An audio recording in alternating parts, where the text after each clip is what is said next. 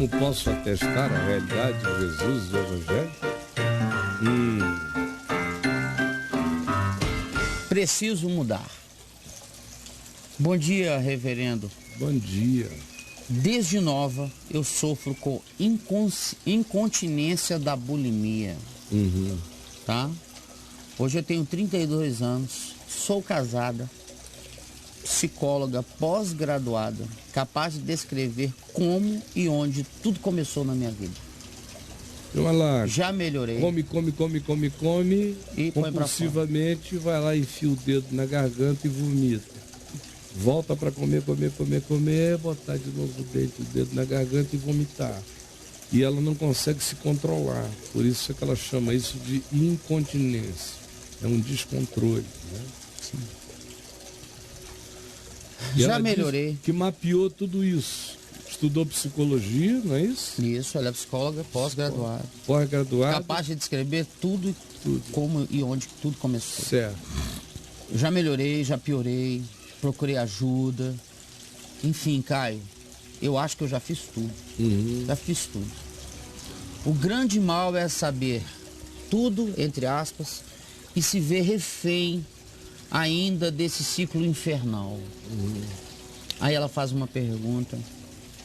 Seria possível não viver mais nesse ciclo e se ver absolutamente livre disso em Cristo, Caio? Eu creio que sim. Eu creio que pessoas deixam e superam incontinências desse nível e de níveis até mais graves. Porque a incontinência dela é absolutamente psicológica. Ela começou e ela deve ter o mapeamento bem nítido de como isso começou e dificilmente terá começado fora do ambiente familiar, fora de influências familiares, fora das interpretações dela em relação ao ambiente familiar. Dificilmente terá começado fora do significado da comida no ambiente familiar e da interpretação dela em relação à comida, ou do significado do corpo, do significado da estética, ou do significado do valor estético.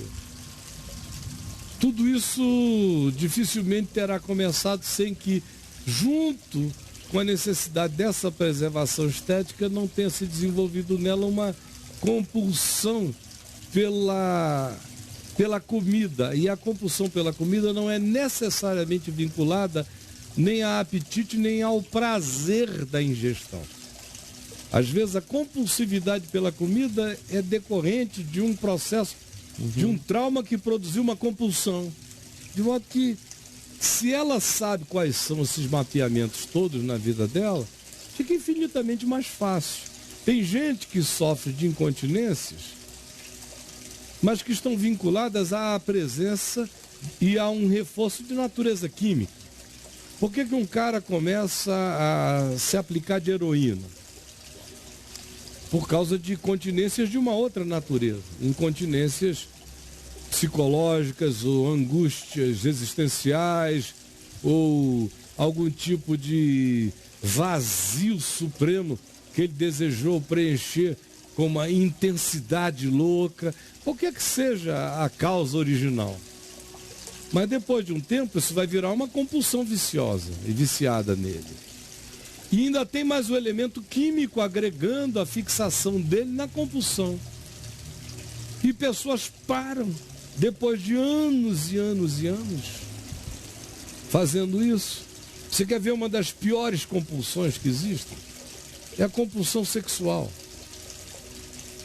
De gente que eu vi a vida inteira e vejo hoje, que desde pequenas se entregaram a um fluxo intenso de sexo e caíram na incontinência. Homens que eu já vi, eu tive amigos que choravam. Eu tinha um amigo em Niterói, mais de uns 3 ou 4, que me visitavam e choravam, em prantos, casados, Caio, é uma desgraça. Como é que você conseguiu parar? Eu não consigo. Quando eu vejo, eu já fui. Olhou, quando eu vejo, eu tô dentro. Sorriu, quando eu vejo, eu já peguei. E choravam. Estão todos livres. Todos livres. Um deles ficou livre quando experimentou uma profunda conversão. Mesmo. Embora já conhecesse o Evangelho. Mas entendeu o significado da graça para a vida dele. Leu o meu livro Sem Barganhas com Deus e entendeu como aquilo operava. E tomou uma decisão. Se uniu a uma namorada de infância que amava muito a ele e ele me confessava que ela era a única mulher que ele tinha de fato amado. Estão juntos até hoje. Falo com ele quase todo dia na internet. E nunca mais, agora já faz pelo menos 15 anos que ele está totalmente livre disso. Um outro, foi um trauma. Ele traía desde pequeno. Até que com 45 anos de idade ele levou um no meio do rabo. Sabe esses chifres que não nascem pela testa? Eles saem de dentro do rabo do cara. Meu Deus. O pior chifre do mundo. Melhor amigo da vida inteira, desde menininho. Conseguiu seduzir a mulher dele, contando um monte de mentiras acerca dele para a esposa. E a mulher ficou com tanta raiva que se vingou dando pro amigo. E o amigo saiu e disse: comi ela, viu? Comi ela. Cadê a mulher?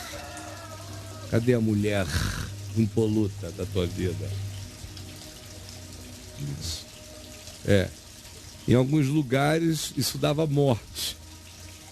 Ele é um homem bom, só chorou até morrer e ressuscitar. Mas ressuscitou um novo homem e viveu um processo de aproximação do Evangelho, de compreensão do Evangelho, e se tornou uma outra pessoa, totalmente linda. E eu podia sair narrando. Essas compulsividades diversas têm a mesma raiz do ponto de vista do enfrentamento. A gente tem que enfrentá-las com a mesma radicalidade. E o enfrentamento, querida, para qualquer coisa desse nível, infelizmente,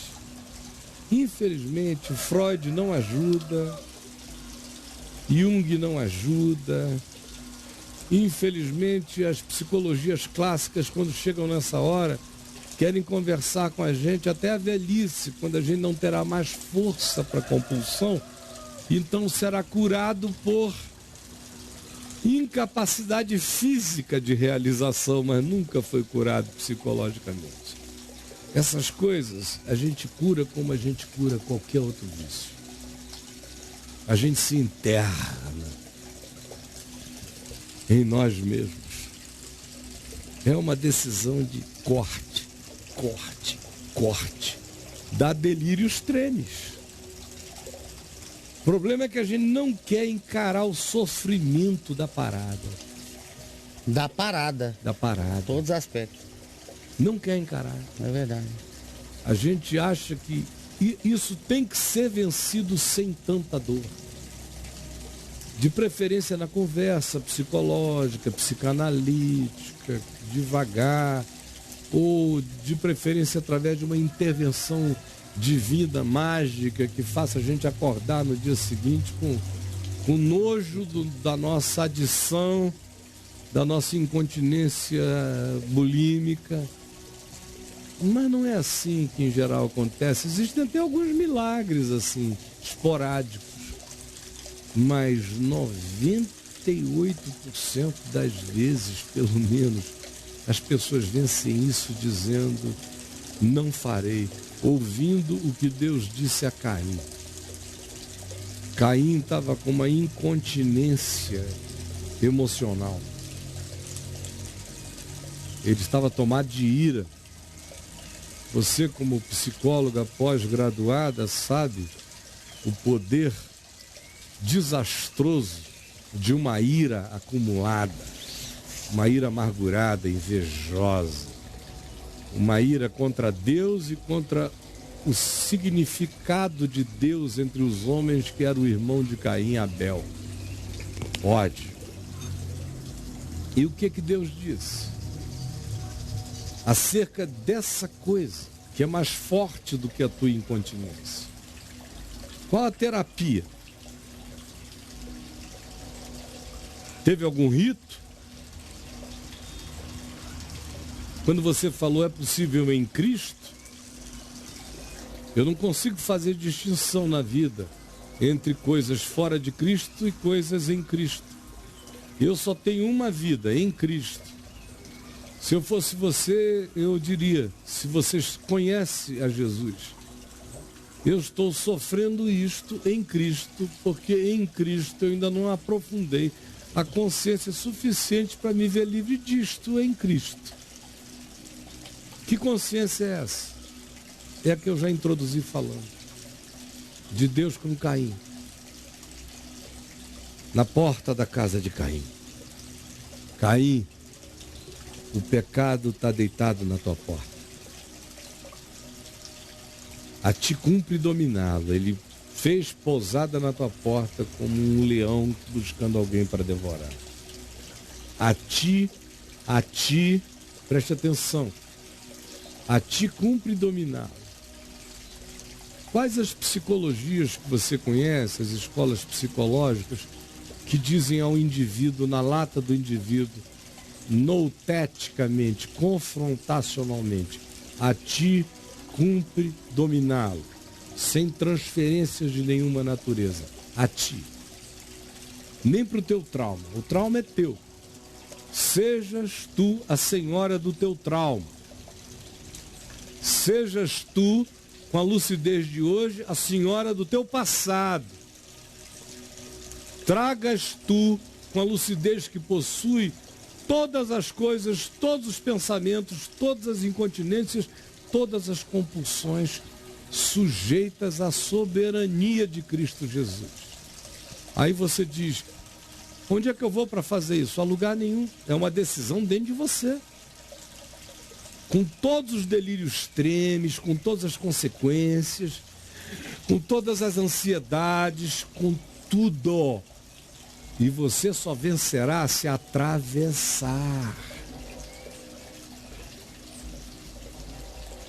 Senão você vai ficar esperando uma mágica psicológica, psicanalítica, psiquiátrica, ou quem sabe espiritual, de uma imposição de mãos que arranque tudo de uma vez. E isto não existe no mundo da real felicidade a ser encontrada em Deus, em Cristo. Em Cristo, quem entendeu, assume. Em Cristo, quem compreendeu, pratica. Em Cristo, quem discerniu, vivencia. Em Cristo, quem teve luz, segue. Com dor, sem dor, tremendo, gemendo, com lágrimas, andando e chorando enquanto semeia, andando e chorando enquanto semeia. 1 mês, 2 meses, 6 meses, 1 ano. Vai. Querida, se você fizer abstinência de 6 meses, você botou o pé na liberdade. Se fizer abstinência disso 1 ano, você estará livre. Se recair é porque indulgiu. Foi indulgente com você mesmo. Eu vejo pessoas, por exemplo, que fumam há 40 anos. Um dos piores vícios, gera uma das piores incontinências para se parar, é o cigarro. É um inferno. É um diabo. É verdade. Eu sei porque eu não sou leigo em cigarro. Eu fumei anos, eu sei o que o cigarro faz e não teve nada na minha vida que tenha sido mais difícil de parar do que cigarro. Cigarro é difícil demais. Nada. Olha, eu fumava 15, 16, às vezes 20 baseadões, tarugos grossos, grandes de maconha por dia, desde 12 anos de idade. Morava no Amazonas, maconha era uma fartura. Naquele tempo, então... Tava lá, né? Te davam sacos. Verdinho. Que isso, cara? Saco. Literalmente eu levava saco pra casa. Putz. E a polícia era amiga, ninguém tava nem aí. Pois bem, maconha não era legalizada, mas pra polícia era descriminalizada em Manaus na década de 70. Parei na hora que me converti, nem pensei mais em maconha. Foi rapidinho assim? Rapidinho. Agora, cigarro, eu me convertia, pregava, jejuava, expulsava demônio, não sei o quê. E já estava com 1 ano e meio, 1 ano e 6 meses, 1 ano e 8 meses de convertido e fumando lá 2, 3 Hollywoods por dia. Aquele grosso, vermelho, forte, não conseguia parar. Até que chegou um dia que eu falei, bom, hoje é o dia, eu não quero mais, não tinha nada a ver com religião, nem com Deus, nem com nada, tinha a ver com o meu pulmão. Um desejo seu, uma vontade, uma saúde. Saúde, hoje é o dia, eu vou parar.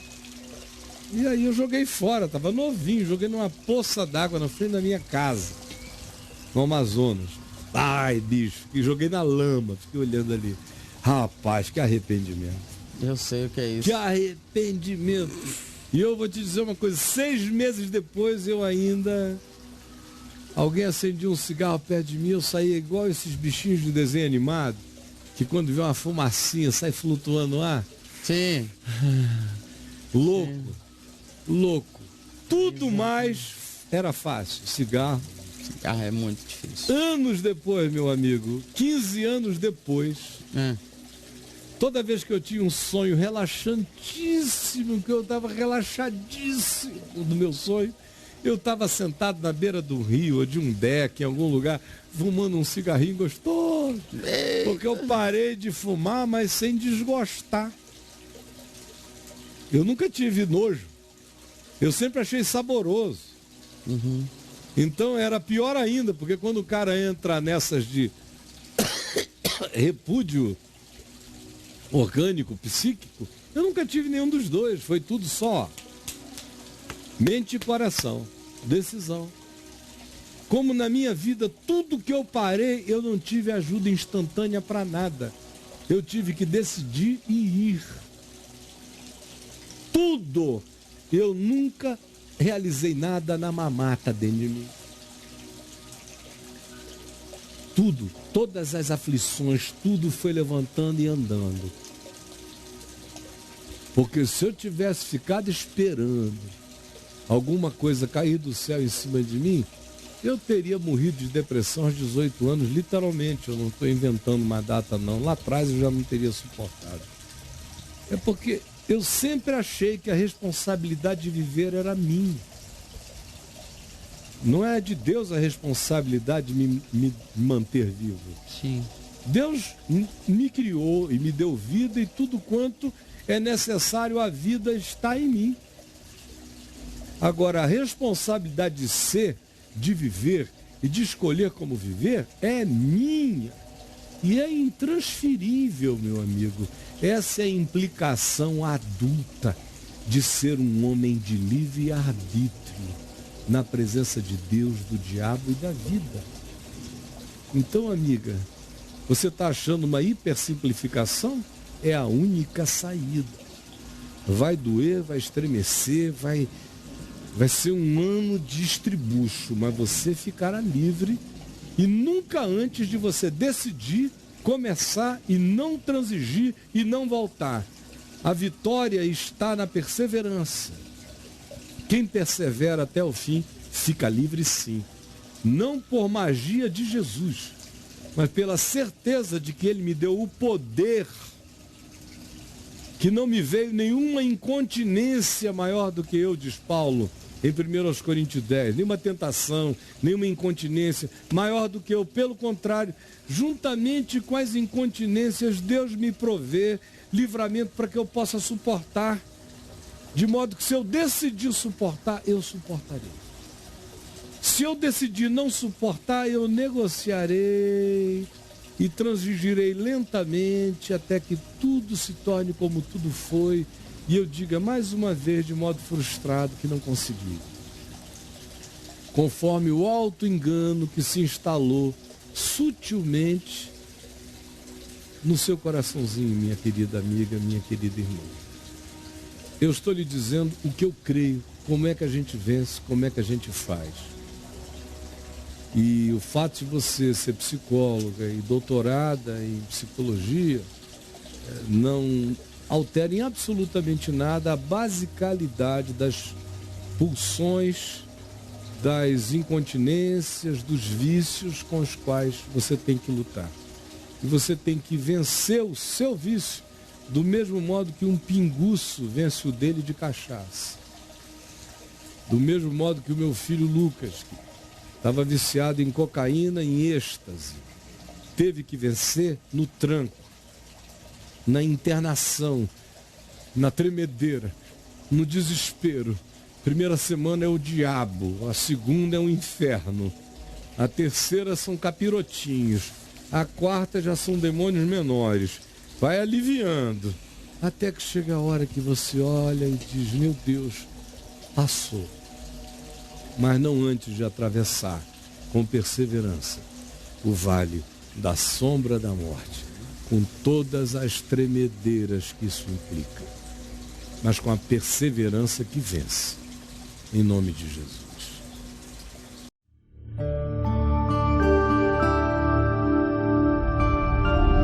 VNV TV, o canal é você.